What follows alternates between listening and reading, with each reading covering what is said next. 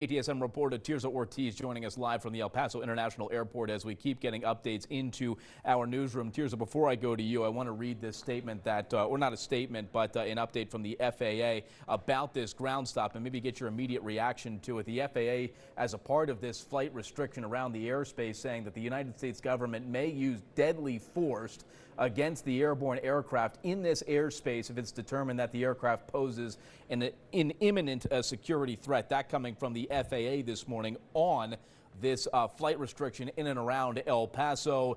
It's been a crazy morning. Let me get your immediate reaction to that and tell us what you're seeing at the international airport.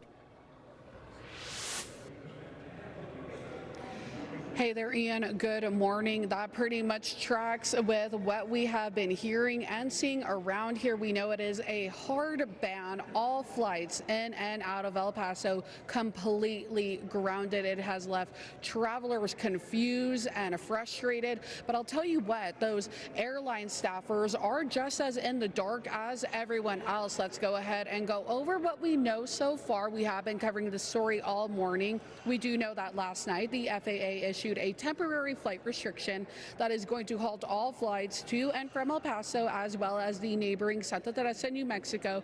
This started last night at 11:30 and it's going to go on for 10 days all the way through February 20th, ending at 11:30 p.m. Now, they are calling it a special security, and that is the reasoning that they're giving in the notice, and it does apply to commercial cargo as well as general aviation.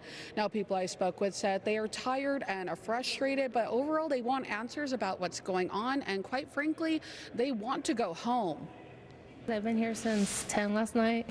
I flew in from Hawaii, and it's frustrating waiting for your airplane to depart at 5:24 and to find out by another passenger that they've been canceled. So it is frustrating.